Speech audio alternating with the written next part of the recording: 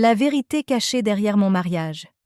Je m'appelle Fatoumata, j'ai 25 ans, et je viens du Mali, un pays riche en culture, histoire et tradition.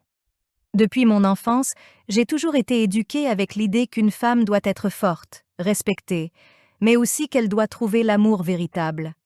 Et comme beaucoup de jeunes femmes, j'avais des rêves, des ambitions et une vision claire de ma vie future. Mais l'histoire que je vais vous raconter va totalement bouleverser ce que je pensais savoir sur l'amour et sur la confiance. Tout a commencé à l'université, où je suis arrivée pleine d'espoir, à la recherche de nouvelles expériences, de nouveaux horizons. J'étais en 2e année d'économie quand j'ai rencontré Aliou. Dès le premier regard, j'ai su qu'il était spécial. Grand, charismatique, toujours souriant. Tous les regards se tournèrent vers lui. Il était l'homme dont toutes les filles rêvaient, et moi, je ne faisais pas exception. Ses yeux, son sourire, tout chez lui semblait parfait. Mais ce n'était pas seulement son apparence qui le rendait irrésistible, c'était aussi sa personnalité. Il était intelligent, ambitieux, et semblait savoir exactement ce qu'il voulait dans la vie. Nous avons commencé à nous fréquenter, et au bout de quelques mois, nous nous sommes mariés. C'était comme un conte de fées pour moi. Aliou était celui que j'avais toujours voulu, celui qui allait m'accompagner à travers les hauts et les bas de la vie. Et au début, tout allait bien. Nous vivions dans un petit appartement, et je pensais que nous allions affronter le monde ensemble. Mais, avec le temps, des choses ont commencé à changer, lentement, presque imperceptiblement. Au début, c'était juste des petites incohérences. Parfois, Aliou partait tard le soir, sans me dire où il allait. Je n'étais pas inquiète à l'époque, après tout. Il était un homme occupé, avec de grands projets. Mais au fur et à mesure, cela est devenu plus fréquent. Il commençait à me dire qu'il devait rencontrer certaines personnes, mais je n'en savais pas plus. Un soir, je l'ai surpris en train de réciter des mots étranges, comme s'il était en transe, dans une pièce obscure de notre maison. Quand je lui ai demandé ce qu'il faisait, il m'a dit que c'était rien, juste une prière. Mais quelque chose dans son regard m'a glacé le sang. Je ne savais pas quoi en penser. Il avait toujours été si ouvert avec moi, si honnête.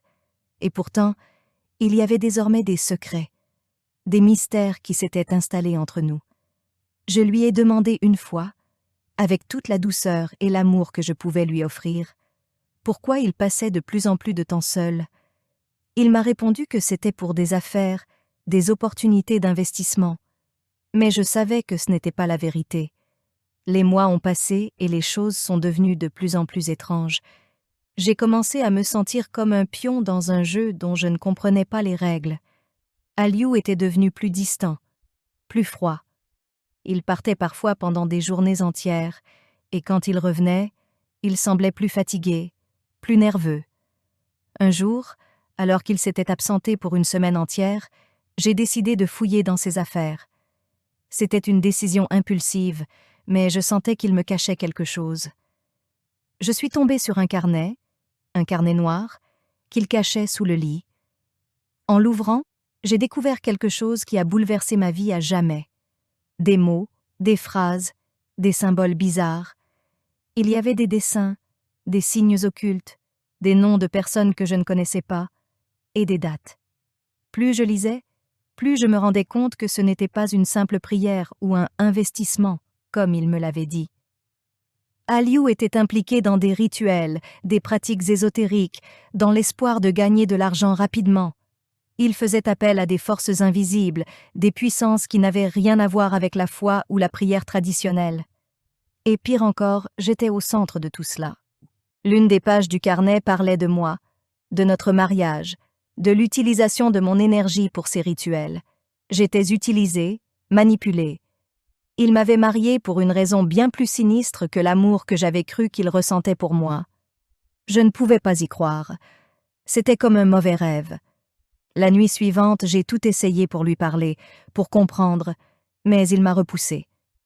Il m'a dit que je n'étais pas prête à comprendre, que je n'avais pas la force de voir ce qu'il voyait.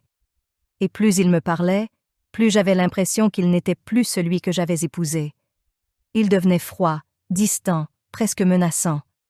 C'est à ce moment-là que ma vie a commencé à prendre un tournant dramatique, Un soir, après une de ces absences, je me suis retrouvée seule à la maison. Soudain, je me suis sentie mal, terriblement mal. Mon cœur battait à une vitesse folle. Je me sentais étouffée. J'avais du mal à respirer, comme si quelque chose me pressait. Je suis tombée par terre, incapable de bouger, incapable de crier. J'ai cru que ma fin était proche. C'était comme si j'avais été frappée par une force invisible, un poison lent qui s'infiltrait dans mon corps. Et ce n'était que le début. Lorsque je me suis réveillée, je ne savais pas combien de temps j'avais passé inconsciente. Tout autour de moi était flou, comme si mon esprit se battait pour reprendre le contrôle de mon corps. Il m'a fallu des minutes avant de pouvoir bouger, et avec beaucoup d'efforts, je me suis levée. Mais la douleur était intense, une douleur sourde qui me tenait au ventre. J'avais l'impression que tout mon être me trahissait. Je suis allée dans la salle de bain et me suis vue dans le miroir. Mon visage était pâle, mes yeux cernés, comme si j'avais dormi pendant des semaines. J'ai essayé de me convaincre que c'était juste le stress, que la vie à deux, avec ses hauts et ses bas, m'avait épuisée. Mais au fond de moi, je savais que quelque chose de bien plus sombre se tramait. Le lendemain, Aliou est revenu à la maison. Il était souriant, comme toujours, comme si rien ne s'était passé. Il m'a demandé comment j'allais, et, bien que je fusse effrayée, je ne pouvais pas lui montrer ma peur. Il m'a dit qu'il avait eu une bonne réunion et qu'il avait trouvé de nouvelles opportunités d'affaires. Mais tout cela n'avait plus aucun sens pour moi. Ses paroles se perdèrent dans l'air. Je savais que derrière ses sourires et ses mots se cachait une vérité bien plus terrifiante. Ce soir-là, alors qu'il s'endormait profondément à côté de moi, je n'arrivais pas à fermer les yeux. Mon esprit était en effervescence, une tempête de pensées qui ne cessait de me secouer. Je savais que je devais agir, que je ne pouvais pas laisser cette situation m'emporter.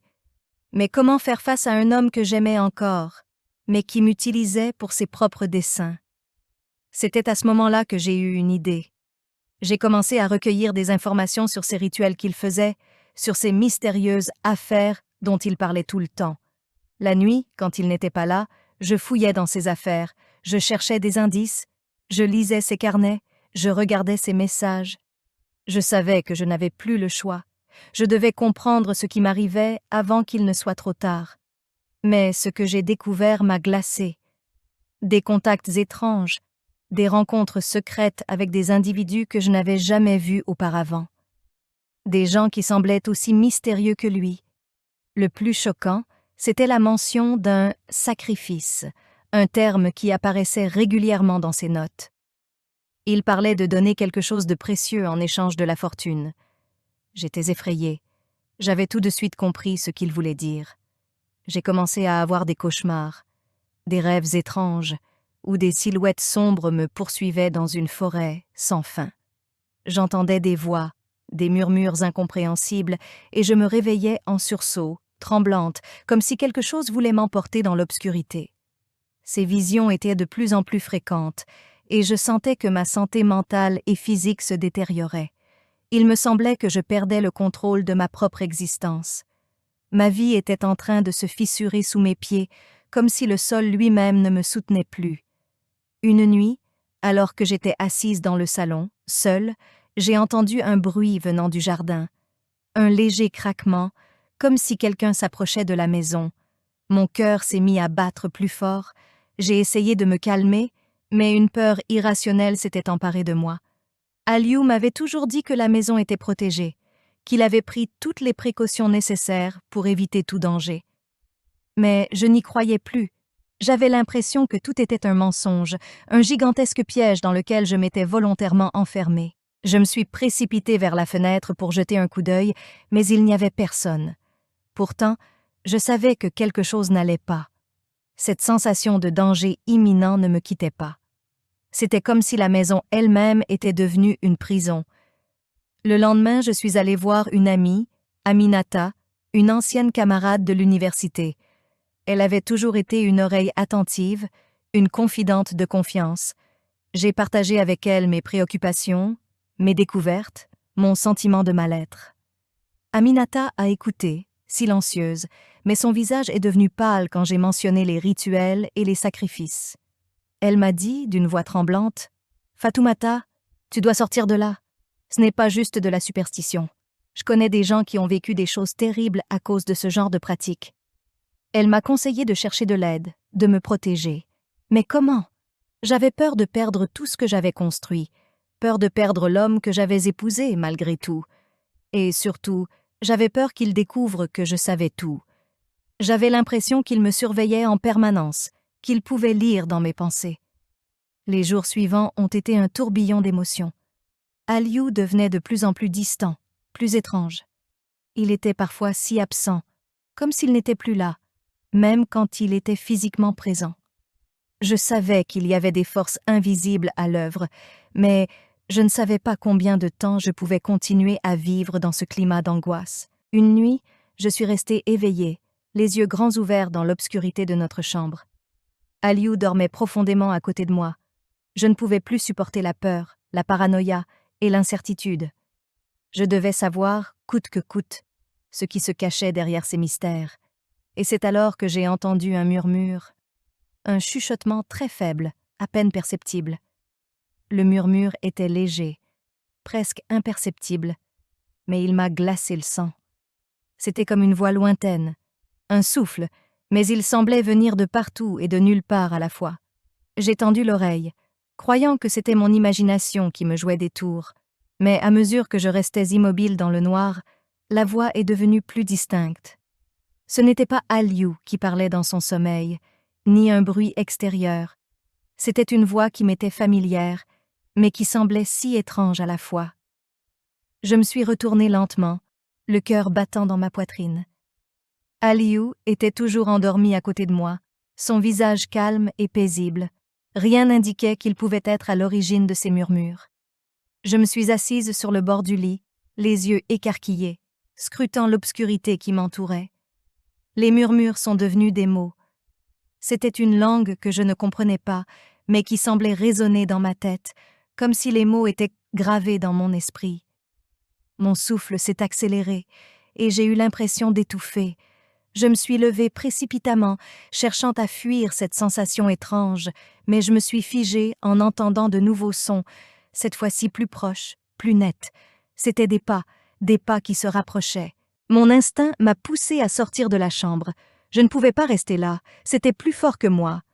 J'ai traversé le salon en silence, me faufilant dans l'obscurité, mes mains tremblantes sur les murs comme pour me guider. J'avais l'impression que la maison elle-même était en train de m'engloutir, chaque pièce devenant un piège. J'ai atteint la porte d'entrée, mais avant que je puisse l'ouvrir, je me suis arrêtée, le souffle coupé. Des ombres bougeaient dehors, des formes floues, comme des silhouettes humaines mais distordues, comme si elles n'étaient pas totalement réelles. Un frisson a parcouru mon échine, et la panique m'a envahi. Qui étaient ces gens? Pourquoi étaient-ils là? Je n'avais jamais vu ces visages auparavant. En regardant de plus près, j'ai remarqué un détail effrayant. Ils semblaient entrer dans le jardin, où Aliou passait de plus en plus de temps. Ils se regroupaient autour d'un cercle tracé au sol, et je pouvais voir des flammes vaciller dans l'obscurité, des lumières étranges qui dansaient comme si elles étaient guidées par une force surnaturelle. Je n'avais jamais vu une scène aussi dérangeante. Mon cœur battait à toute vitesse et une profonde angoisse m'envahissait.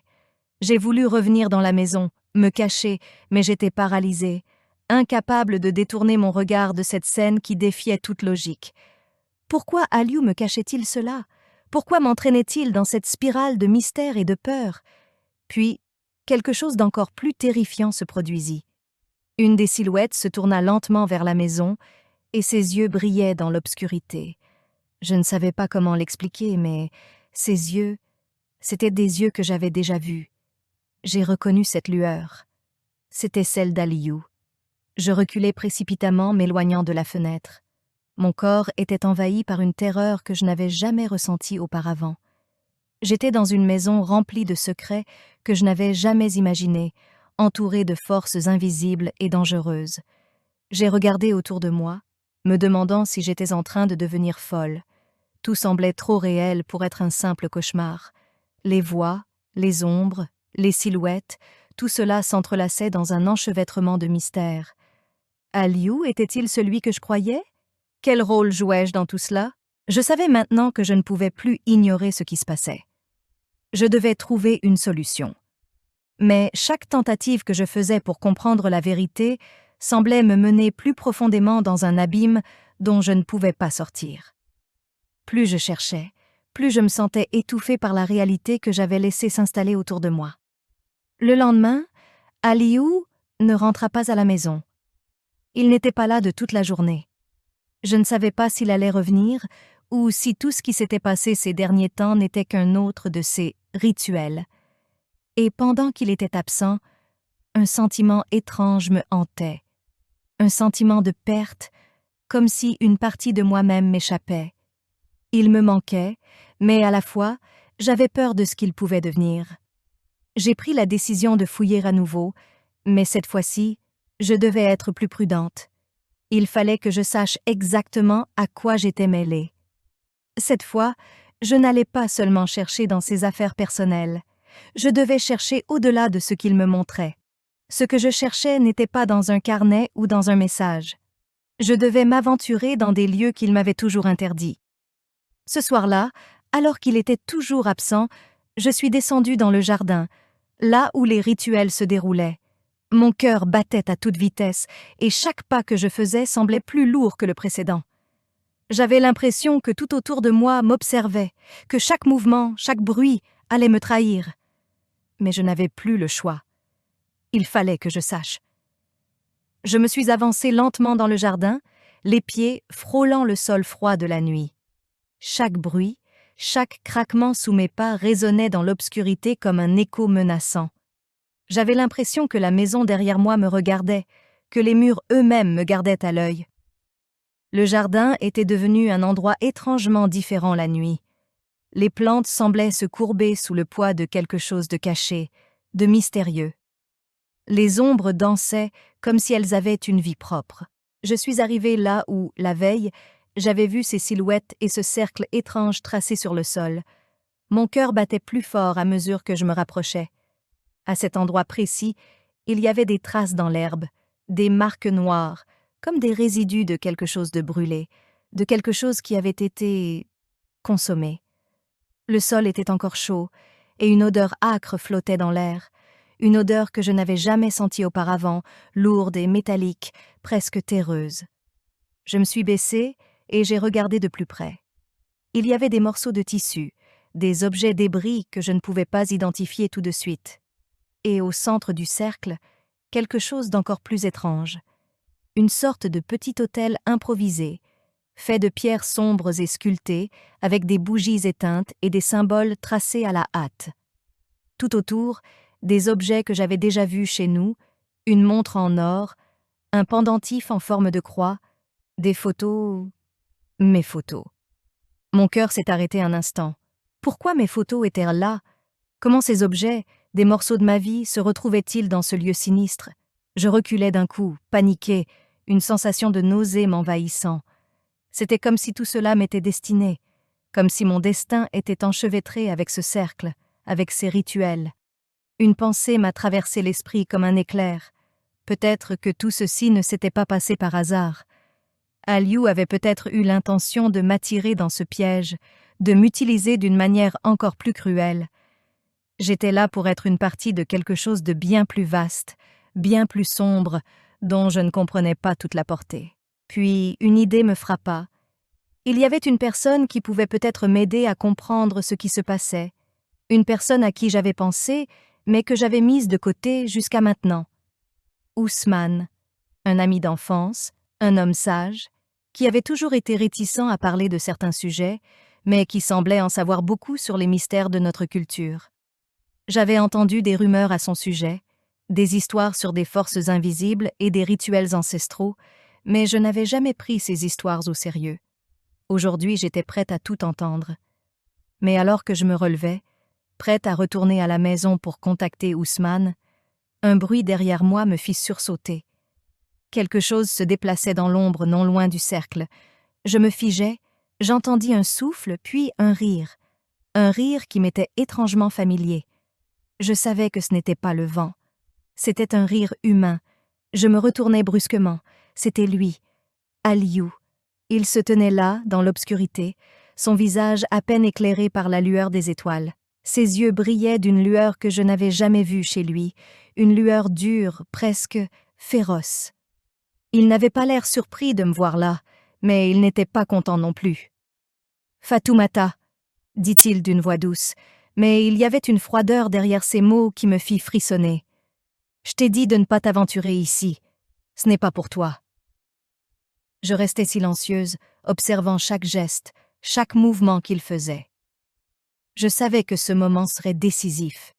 Il avait déjà tout fait pour me garder dans l'ignorance, pour m'enfermer dans sa toile invisible.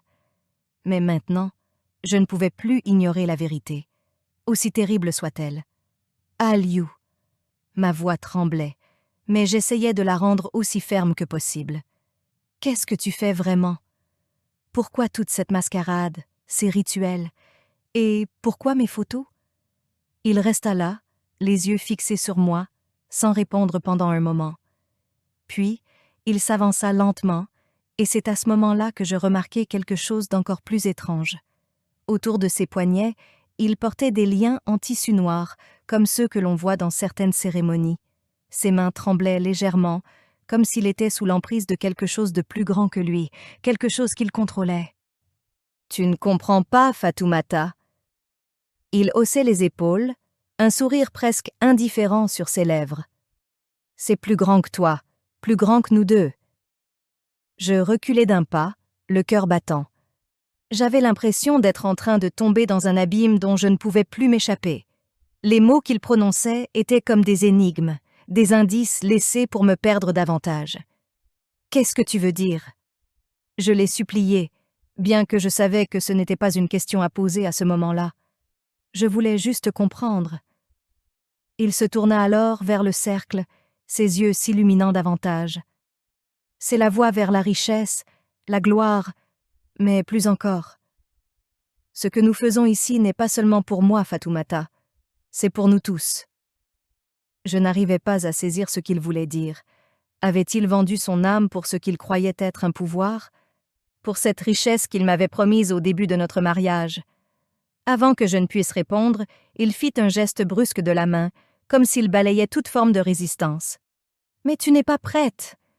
Ses yeux se durcirent, une menace se glissant dans ses paroles. « Et tu ne seras jamais prête. C'est pour ton bien que tu dois t'éloigner. » Je m'apprêtais à lui poser une autre question, mais tout à coup, une sensation étrange m'envahit. C'était comme si l'air autour de moi devenait plus lourd, plus épais.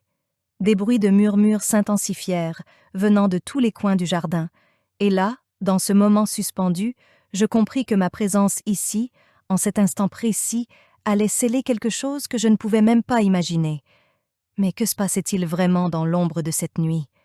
Les murmures autour de moi devenaient de plus en plus forts, comme un vent invisible soufflant à travers le jardin. C'était une pression étrange, étouffante, qui m'empêchait de respirer normalement.